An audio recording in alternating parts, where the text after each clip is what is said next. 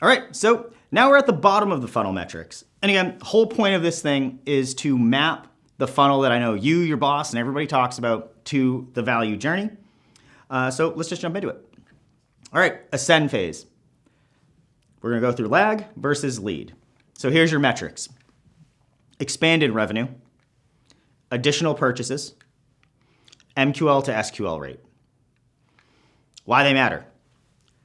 This is really they're upgrading with the brand. So they're saying, hey, I like this one thing you have. I want to hire a better version of it. So for us, the example would be like anybody that goes from Lab Plus to Lab Elite, or Lab to Lab Plus, or for any of those to our partner program or anything else that we offer is at a higher price point. Additional purchases, this impacts revenue and loyalty, really. If people are coming back and buying from you, that means they really like what you're doing. And then MQL to SQL creates better sales conversations. So sales conversations are kind of the name of the game right now for anybody with a sales organization. So you want to make sure you're paying attention to how many MQLs are going to SQLs. Where to look? Carter CRM. Again, Carter CRM, and then specifically your CRM. All right, so here's an example of expanded revenue.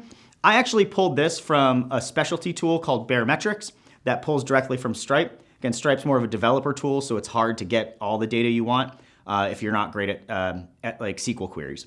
So here we can see during this period in September, we had 22 upgrades that we had seen, right? So that's a really important to see. This is a rate I'd like to see more.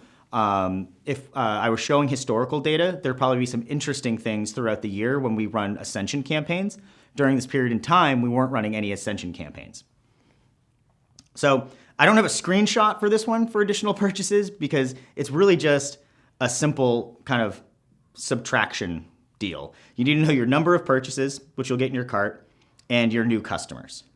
Stripe has a new customer dashboard, and you'll kind of see like, hey, when was this account created? So you'd want to be looking for account created or customer created date, and if it's within that month, you'll know that they're a new customer, and you want to take total purchases. So the difference between those will be the additional purchases from people who have purchased from you before.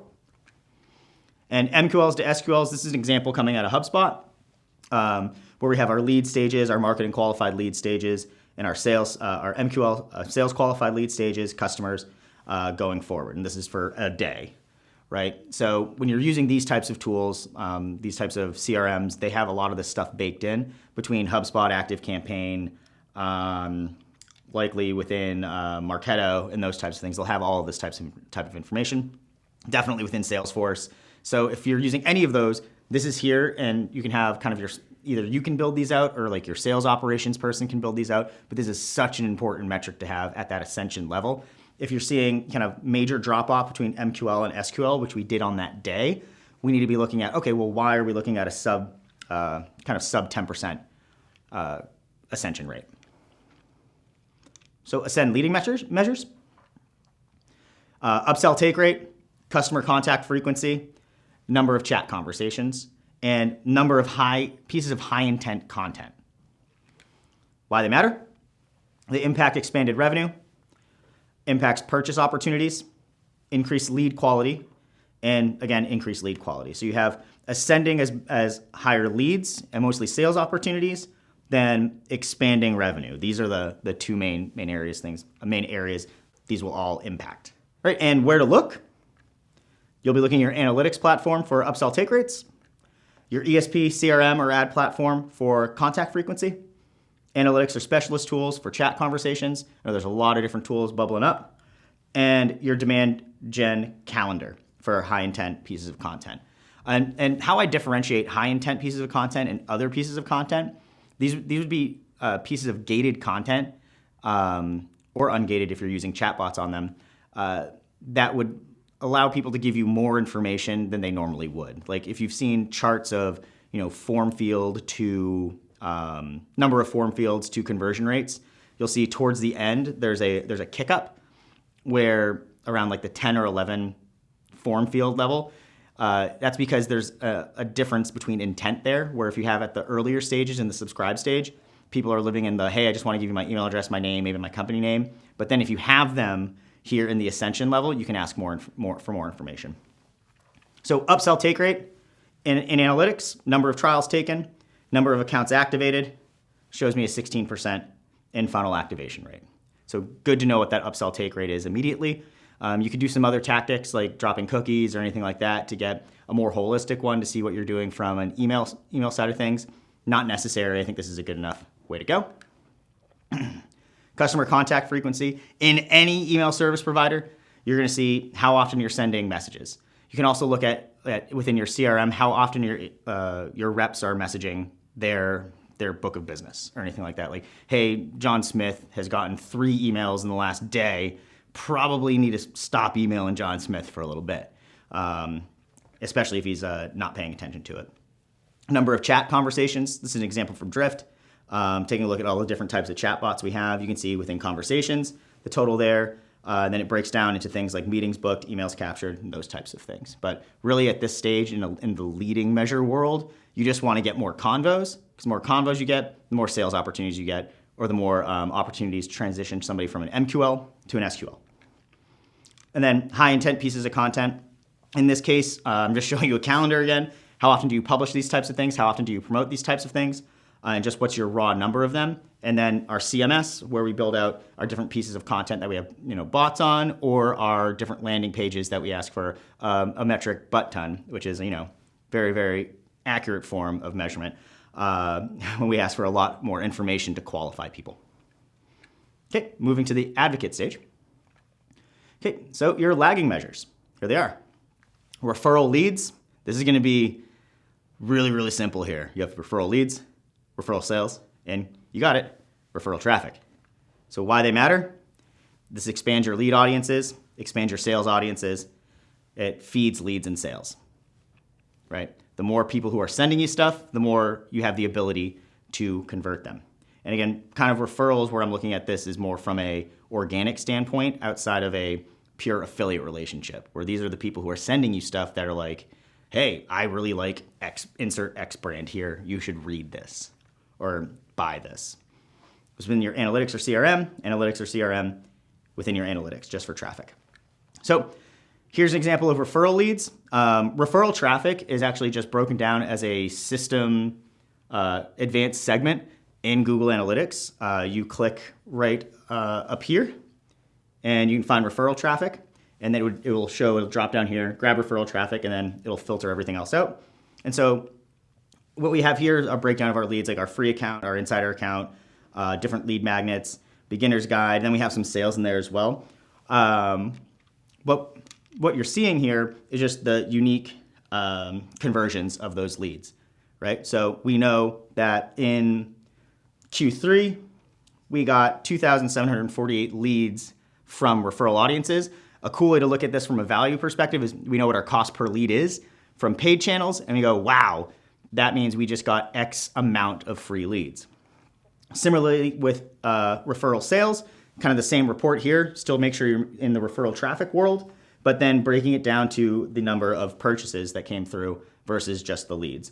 And an easy way to segment this out would go into an advanced segment here on that search bar and just go average price is not 0 if you have your leads and sales pushing into here. And then referral traffic, you want to be up in audience overview.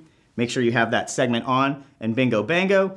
You can see in a single quarter, we had 53,816 users, so kind of individuals sent to the site. That accounted for 88,000 sessions from people who were just saying, hey, digital marketer's really cool.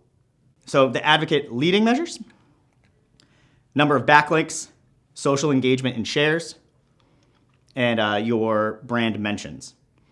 Why they matter? They increase referral traffic, and they increase referral traffic. All of these leading measures connect to referral traffic. The more referral traffic you get, the more chances you have to turn them into leads, more chances you have to turn them into sales. You want to look in your specialist tools for the number of backlinks. You'd use something like Ahrefs or Hrefs. I'm so bad at pronouncing that one, or like SEMrush, those types of things. Various social apps you'll be using. I've been talking more about Sprout Social in here. There's tons of different ones. Doesn't really matter what you want to use. You can also use the native ones. And then brand mentions. This will be in like kind of things like Google Trends, things like Mention, and other types of things. Here's an example of backlink history. For us, this would be a report you'd see in something like SEMrush and what that or other various tools. And see, we're kind of like when we existed versus when we didn't, which is kind of interesting. Social mentions and shares. You can see this broken down by the different types of different platforms. We're seeing like reactions, comments, shares. It's kind of put out right there, and you can see how that's changed over time. Brand mentions. You can do things like Google alerts for your brand. You can do things like using third-party tools there, but knowing if you're getting any press that's not backlinked. So if there's no anchor links associated with your brand name and people are talking about you, you kind of want to know what's happening, right? Because that's going to be sending a level of traffic to you. It will probably increase your branded search volume and those types of things.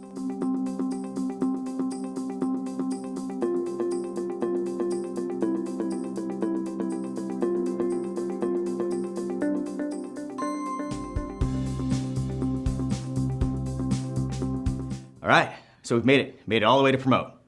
Let's do this. Here's our metrics: affiliate leads, affiliate sales, and partner revenue, and partner leads. Why they matter? You're getting additional leads, but at a cost.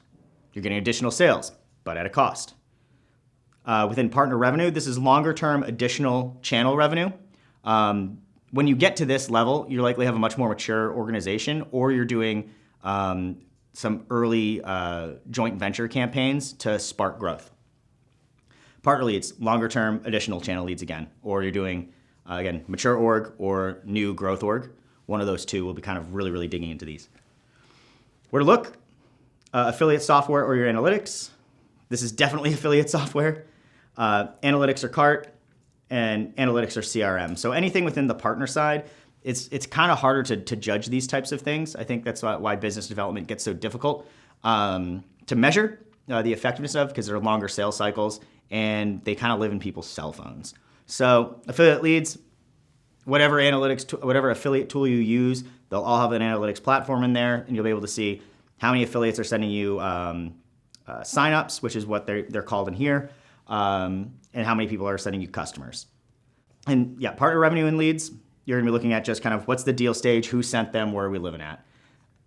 All right, moving on to promote leading measures. Here are the metrics: total affiliates, total active affiliates, biz dev leads, and biz dev closed deals.